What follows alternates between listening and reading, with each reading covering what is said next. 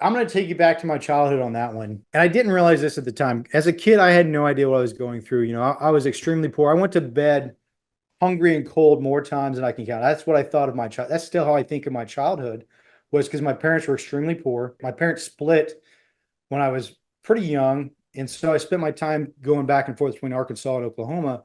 I guess you can call I was disadvantaged in the eyes of society, but in really, like, that was my life. That's what I love, because every single thing that I had to earn. I had to go out and get it. I had to prove to myself and to others that I could do something.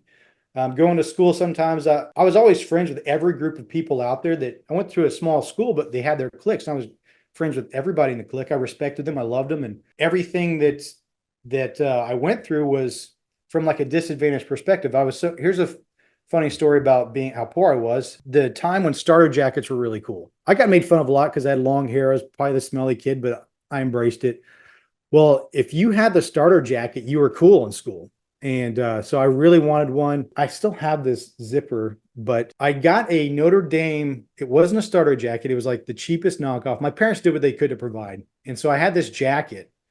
Well, I wore it to school and I could not face being made fun of for being poor, right? So I'm older now and I'm starting to realize, like, yeah, I'm poor. I don't have the brand name things. We had hand-me-downs. So all my clothes had holes in it. And I got this jacket. So I was like, well, I'm going to fool everybody and put a starter zipper on this zipper. So there's a little clip-on thing. So it says starter. And so I went to school.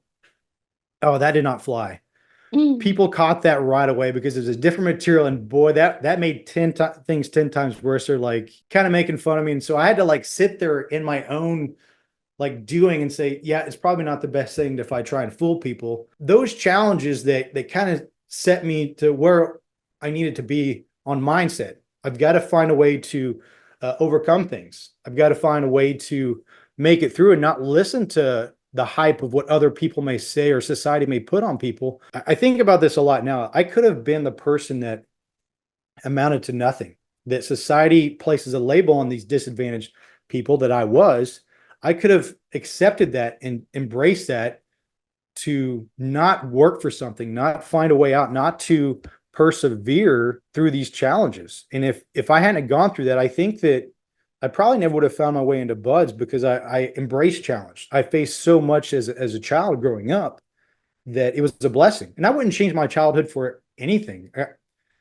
The way that I looked at, if I needed to have an entertainment like a bicycle or something, my parents probably couldn't afford it. So I had to go out and get it myself. I had to go out and learn how to fix a lawnmower, to mow lawns, and earn that money to go buy a bicycle. So those little things is what kind of opened the door for me to say, just because you face a challenge, like not making it through buds the first time, doesn't mean that you can't. It just means that you have to readjust. You have to find that way to embrace the challenge and not overcome to what you think is the answer, which is failing. Or failure is not necessarily failure is a mindset, in my opinion. I could have said, you know what, I didn't make it through. Okay, I'll quit. I'll go out into the fleet and never make it back. I'll just give up. Well, that's quitting in my eyes, and that's not how I was wired or designed as a kid, because I saw that the struggle, nothing lasts forever. And once you find that step to in that right direction, you keep making those steps. You can face adversity or failure, but it's not over. You can still take another step in that right direction. That kind of prepared me for going into buds.